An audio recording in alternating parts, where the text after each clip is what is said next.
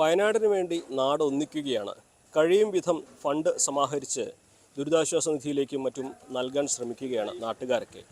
ഓരോ മേഖലയിലും പ്രാദേശികമായിട്ട് വലിയ വലിയ കൂട്ടായ്മകളാണ് ഇതിനുവേണ്ട ശ്രമം നടത്തുന്നത്. നമ്മളിപ്പോൾ നിൽക്കുന്നത് അങ്ങാടിപ്പുറത്താണ്. ഇവിടെ DYFIയുടെ ബിരിയാണി ചാലഞ്ച് പുരോഗമിച്ചുകൊണ്ടിരിക്കുകയാണ്. 3000-ലധികം ബിരിയാണികളാണ് ഇവിടെ ഈ ഒരു ബിരിയാണി ചാലഞ്ചിന് വേണ്ടി തയ്യാറാക്കിയിരിക്കുന്നത്. ഇതിൽ നിന്നും ലഭിക്കുന്ന തുക ദുരിതാശ്വാസ നിധിയിലേക്ക്, അതുപോലെ DYFIയുടെ ഭവന നിർമ്മാണ പദ്ധതിയിലേക്കൊക്കെ മാറ്റിവെക്കാനുള്ള ഉദ്യമമാണ് ഉള്ളത്. മാത്രമല്ല നമ്മളിപ്പം DYFIക്ക് ഇവിടെ മാത്രമല്ല, ഇന്ന് ജില്ലയിൽ വിവിധയിടങ്ങളിൽ ഇതുപോലെയുള്ള ചാലഞ്ചുകളുണ്ട്. ശ്യാമ് ചേരുന്നുണ്ട്. എന്തൊക്കെയാണ് നമ്മുടെ ഇന്നത്തെ DYFIയുടെ ചാലഞ്ചുകൾ?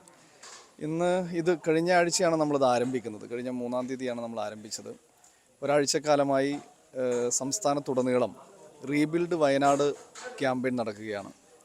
വയനാടിൽ വീടും സർവ്വതും നഷ്ടപ്പെട്ടവർക്കായി സംസ്ഥാന സർക്കാർ വിവിധങ്ങളായ പ്രവർത്തനങ്ങളും പരിപാടികളും നടപ്പിലാക്കാൻ വേണ്ടി തീരുമാനിച്ചതിനെ സംബന്ധിച്ച് മുഖ്യമന്ത്രി തന്നെ പറയുകയുണ്ടായി. DYFI എന്ന നിലയിൽ സംസ്ഥാന കമ്മിറ്റി അവിടെ വീടുകൾ നഷ്ടപ്പെട്ടവർക്ക് വീട് നിർമ്മിച്ച് നൽകുന്നതിന് വേണ്ട ഒരു സഹായം നൽകണമെന്നാണ് തീരുമാനിച്ചത്. അതിനാണ് റീബിൽഡ് വയനാട് ക്യാമ്പയിൻ ഞങ്ങൾ ആരംഭിച്ചത്. ഞങ്ങൾ ആദ്യഘട്ടത്തിൽ ആക്രി പെറുക്കിയും പാഴ്വസ്തുക്കൾ ശേഖരിച്ചും അത് വിൽപ്പന നടത്തി. ഇപ്പോൾ കഴിഞ്ഞ ദിവസം വരെ ഞങ്ങൾ 50 ലക്ഷത്തോളം രൂപ ഈ പാഴ്വസ്തുക്കൾ അതേപോലെ ആക്രി സാധനങ്ങൾ വിൽപ്പന നടത്തി ഞങ്ങൾ ശേഖരിച്ചു കഴിഞ്ഞു. ഇനിയുള്ള 2-3 ദിവസം കൊണ്ട് ഞങ്ങൾ കാണുന്നത് വിവിധങ്ങളായ ചലഞ്ചുകൾ വഴി, അത് ധോത്തി ചലഞ്ചുണ്ട്, ഇവിടെ അങ്ങാടിപ്പുറം സൗത്ത് മേഖലാ കമ്മിറ്റി സംഘടിപ്പിച്ച ഈ ബിരിയാണി ചലഞ്ച് പോലെയുള്ള പരിപാടികൾ, പപ്പട ചലഞ്ച്, ഇങ്ങനെയുള്ള വിവിധങ്ങളായ പരിപാടികളിലൂടെ ഞങ്ങൾ പണം കണ്ടെത്തുകയാണ്.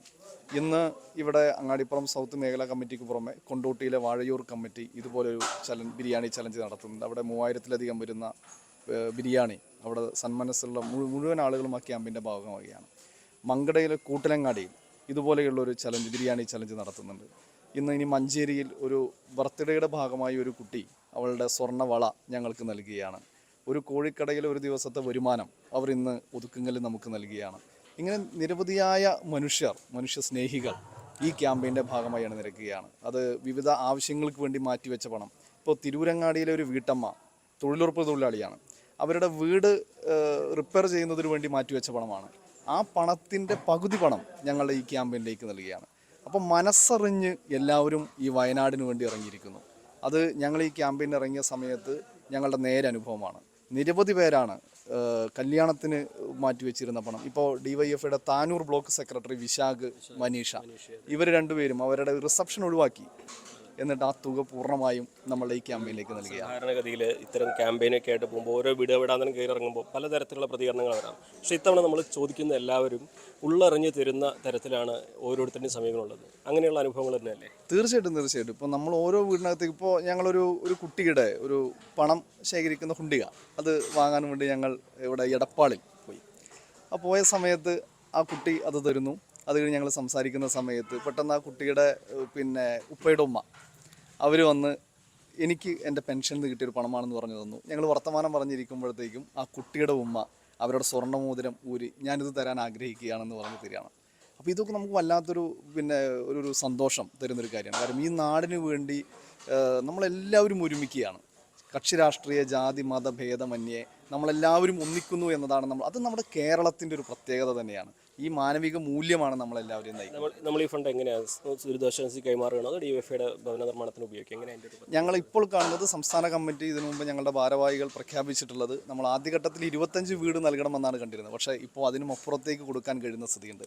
അതെങ്ങനെയാണ് ഇനി ഞങ്ങൾ മുന്നോട്ട് പോകുന്നത് എന്നതിനെ സംബന്ധിച്ച് സംസ്ഥാന ഭാരവാഹികൾ തന്നെ അത് ഗവൺമെൻറ്റൊക്കെ ആയിട്ട് ഡിസ്കസ് ചെയ്യും. സ്വാഭാവികമായിട്ടും ഗവൺമെൻറ് എങ്ങനെയാണ് മുന്നോട്ട് പോകാൻ അഭ്യർത്ഥിക്കുന്നതെങ്കിൽ ആ അഭ്യർത്ഥനയുടെ ഭാഗമായി ഞങ്ങളും ഉണ്ടാവും.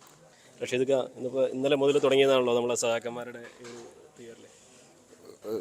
ഈ വയനാട് ദുരന്തത്തിൻ്റെ പശ്ചാത്തലത്തിൽ DYFI മങ്കട ഏരിയക്കകത്ത് നടത്തുന്ന വർക്കുകൾ, ഇപ്പോൾ ജില്ലക്കകത്തും സ്റ്റേറ്റിൻ്റെ കാര്യം ശ്യാമ പറഞ്ഞ പോലെ തന്നെ സമാനതകളില്ലാത്ത രീതിയിലുള്ള നല്ല വർക്കാണ്, മാതൃകാപരമായ പ്രവർത്തനം നടക്കുന്നത്.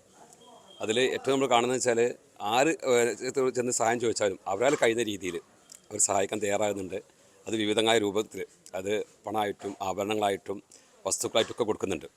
മാത്രമല്ല മുൻകാലങ്ങൾ വ്യത്യസ്തമായിട്ട് വെച്ചാൽ മറ്റു വിവാദങ്ങളൊന്നും ഇല്ലാതെ പൂർണ്ണമായും ഇത്തരം കാര്യങ്ങൾ സഹകരിക്കുന്ന ഒരു പുതിയ മനസ്സും, അതിപ്പോൾ നമ്മൾ കോവിഡ്, അതേപോലെ മുന്നേ നടന്ന പ്രളയം, ഇപ്പോഴത്തെ ഈ ദുരന്തത്തിലൊക്കെ പശ്ചാത്തലത്തിൽ ആളുകൾ കുറേയും കൂടിയൊക്കെ മാനസികമായി പക്വത കാണിക്കുന്നുണ്ട്. ഇത്തരം വിഷയങ്ങളിൽ എങ്ങനെയാണ് മനുഷ്യന്മാർ ഒന്നിച്ച് നിൽക്കേണ്ടതെന്ന് കാണിക്കുന്നുണ്ട്. ഇതൊക്കെ നമ്മൾ കണ്ടു പഠിക്കേണ്ട കാര്യങ്ങളാണ്. മാനവികതയുടെ തീർച്ചയായും പുതിയ രൂപങ്ങളാണ് കാണുന്നത്.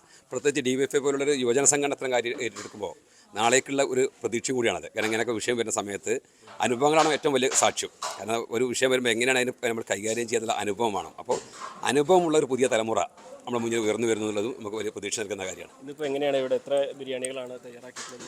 ഇവിടെ നിന്ന് 3000-ൽ പരം പാക്കറ്റുകളാണ് നമ്മൾ തയ്യാറാക്കിയിട്ടുള്ളത്. പിന്നെ മാത്രമല്ല ഇതോടൊപ്പം തന്നെ ഈ ബിരിയാണി കൊടുക്കുന്നതോടൊപ്പം തന്നെ പല ആളുകളും സാമ്പത്തികമായി നമ്മൾ ഇവിടുത്തെ ആളുകളെ ഏൽപ്പിക്കുന്നുണ്ട്. അപ്പോൾ അതെല്ലാം കൂടി ഒരു വലിയ സഹായം ഇതിൻ്റെ ഭാഗമായി കൊടുക്കാൻ വേണ്ടി കഴിയുന്നു വിചാരിക്കുന്നത്. മാത്രമല്ല 100 രൂപയാണ് ഒരു അത് പിന്നെ അത് നമ്മളങ്ങനെ ഒരു കാശ് പറയുമ്പോൾ അതിനേക്കാൾ കൂടുതലും തരുന്ന ആളുകളുണ്ട്. കണക്ക് നോക്കേണ്ടത് വെക്കും അതിലേക്ക് ഞങ്ങളെ വക ഇരിക്കട്ടെ എന്ന രൂപത്തിലേക്ക് ആളുകൾ വളരെ മനസ്സ് തുറന്ന് കാര്യങ്ങൾ ചെയ്യുന്ന ഒരു അനുഭവമുണ്ട്. ഇതിൽ നമ്മൾ കാണുന്ന മറ്റൊരു വിഷയം എന്താ വെച്ചാൽ ഇത്തരം സന്ദർഭങ്ങളിൽ ഈ നാട്ടിലൊക്കെ അടുത്ത കാലത്ത് ഏറ്റവും ഉയർന്നു വന്നിരുന്നില്ല ഈ ജാതിയും മതവും പറഞ്ഞില്ല. അതിനൊക്കെ ഒരു ഇട നൽകാൻ ഇത്തരം ദുരന്തങ്ങൾ ചിന്തിപ്പിക്കാൻ വക നൽകുന്ന കാര്യമൊക്കെ നമുക്ക് തോന്നുകയാണ്. കാരണം വെച്ചാൽ ഇപ്പോൾ കഴിഞ്ഞൊരു 10 ദിവസമായിട്ട് നമ്മുടെ നാട്ടിൽ അത്തരത്തിലുള്ള ചർച്ചകളൊന്നും ഒരു പ്രസക്തിയില്ല. ഇതൊക്കെ മനുഷ്യനെ നമ്മൾ പുതിയ ചിന്തകളിലേക്കും പുതിയ ആലോചനയിലേക്കൊക്കെ കാര്യങ്ങൾ നീക്കാൻ സഹായകമാകുന്നു നമുക്ക് തോന്നിപ്പോകണം. എന്താണെങ്കിലും നമ്മുടെ DYFIയുടെ ബിരിയാണി ചാലഞ്ചിൻ്റെ ബിരിയാണി എല്ലാം തയ്യാറായി കഴിഞ്ഞു. ഇതെല്ലാം തന്നെ നമ്മൾ കൊണ്ടേ കൊടുക്കുകയാണോ ചെയ്യുന്നത്? വീടുകളിൽ കൊണ്ടേ കൊടുക്കുക അല്ലേ? എവിടെയൊക്കെയാണ്? അങ്ങാടിപ്പുറത്താണോ? അങ്ങാടിപ്പുറം ഉണ്ട്. പിന്നെ കുറച്ച് അങ്ങാടിപ്പുറം മറ്റേ വേറെ കമ്മിറ്റി ഉണ്ട്, സൗത്ത് നോർത്ത് ഭാഗത്ത് കുറച്ച്. ഇത് ഉണ്ടാക്കിയത് നിങ്ങൾ തന്നെയാണോ? അല്ല, പുറത്തുനിന്ന് ആളെ വിളിച്ചു. അവരത് സൗജന്യമായിട്ടാണോ? അതെ, ഈ ഓഡിറ്റോറിയം തന്നെ സൗജന്യമായിട്ട് നമുക്ക് തന്നിട്ടുള്ളത്. ഇത് ഉണ്ടാക്കാനുള്ള സൗകര്യം തന്നിട്ടുണ്ടാവും. എല്ലാവരും വയനാടിന് വേണ്ടി അപ്പോൾ ഒന്നിക്കുകയാണ്. അതാണ് നമുക്ക് അങ്ങാടിപ്പുറത്ത് നിന്നും പങ്കുവെക്കാൻ കഴിയുന്ന മനോഹരമായിട്ടുള്ള ഈ ഒരു കാഴ്ച. രുചികരമായ ചൂടുള്ള ഈ ബിരിയാണിക്ക് മാനവികതയുടെ മറ്റൊരു മുഖം കൂടിയുണ്ട്, അല്ലെങ്കിൽ അതിൻ്റെ സന്ദേശം കൂടി പങ്കുവെക്കുകയാണ്.